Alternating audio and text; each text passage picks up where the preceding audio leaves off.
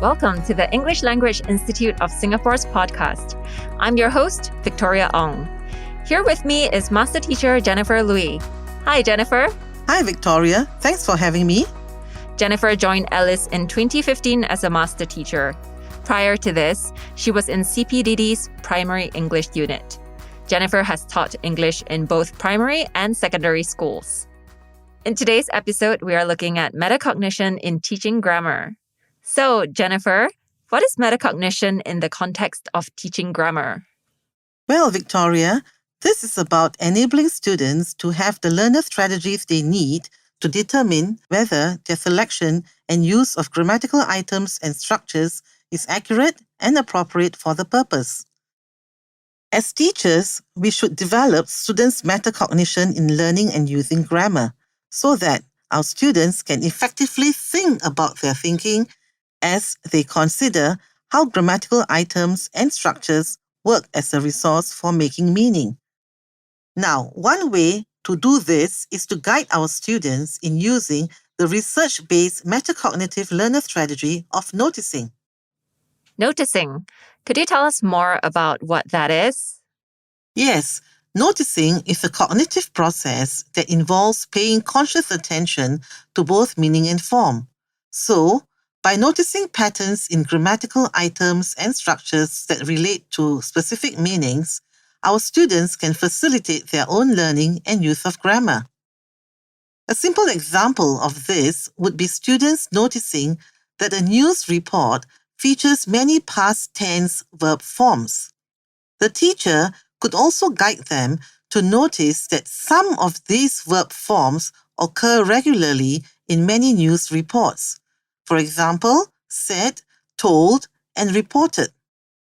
Such an activity can be extended by providing students with a variety of print and online news reports and guiding them to notice differences in grammatical items and structures due to the purpose, audience, context, and culture.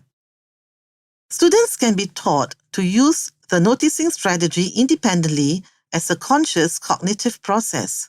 So, as teachers, we need to create situations under which our students can notice aspects of the use of grammar. Of course, it does take time for learners to progress from their initial recognition of patterns in the language to the internalizing of grammatical understanding. I see.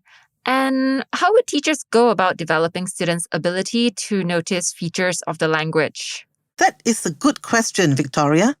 We need to model the metacognitive learner strategy of noticing, perhaps with their own writing or another student's, and by modeling thinking aloud, demonstrate that noticing grammatical patterns is not reading for meaning alone. Now, with younger students, we can guide them by directing them to attend to grammatical features and their use in various types of texts. This guidance is gradually removed so that students become self-directed to notice when they themselves pay deliberate attention to grammatical features they think will help them use grammar accurately, appropriately, and effectively. Do you have an example of how noticing can be practiced in class? Yes, an example of how we can promote noticing is a dictogloss activity, sometimes referred to as grammar dictation. Unlike a traditional dictation, the dictogloss is not intended to test students' listening or understanding of a text. A dictogloss is an adapted version of dictation which has the objective of encouraging students to notice patterns in grammatical items and structures.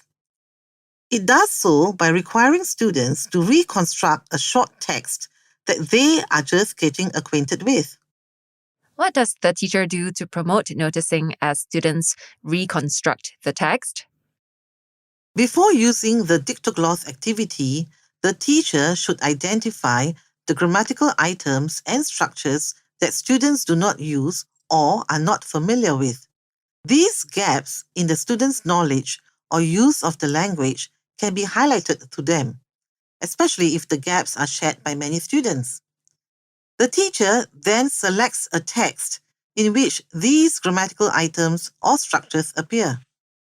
It is important that students are aware of a need to focus on the grammatical features in the text and know how to do so. So, during the activity, the teacher explains to students why they are listening to the text and what they will do during and after listening. The teacher reads the text to her students twice, asking them to write down some key words after the second listening. The students will at first try individually to reconstruct the text from memory, and then in small groups. As students reconstruct the text, they will pay more attention to the grammar in the text. Sounds interesting. So, what does a teacher do after the activity? Well, after the activity, the teacher can show the students the original text and guide them in the noticing strategy by drawing their attention to targeted grammar items. The teacher will do this through questions that prompt students to connect form with meaning. For example, with time adverbials, this question could be something like, how does the writer show the sequence of events in time? Students can compare their reconstructed texts with the original version and may start to notice where they have the same grammar, as well as differences and gaps in their text, such as missing words or incorrect forms. With help from the teacher, the students analyze this data and discover for themselves how grammar works. The students may need to hear the teacher modeling what he or she notices about the patterns of grammar in the text. The repeated use of the noticing strategy can help students to evaluate whether this strategy will help them learn as autonomous learners. Students are then able to obtain knowledge with the aim of developing the metacognitive strategy of noticing, rather than merely memorizing patterns of use. They will understand grammar better and apply their learning when they work on other language tasks. Do you have any closing comments you would like to share with teachers about metacognition for teaching grammar? Yes, to help students notice the grammatical features in a text, we need to choose a text in which the identified grammatical item occurs regularly. I use a rule of thumb of at least 3 occurrences in the text. Clearly, the length of the text is a factor, but with dictogloss, we are working with relatively short texts, such as news reports and short stories. Knowing how to learn grammar is critical for effective language learning and use. Students' metacognition for learning and using grammar effectively requires them to be aware of the learner strategies they need. In addition, they need to be able to monitor, adjust, evaluate, and regulate the use of these strategies.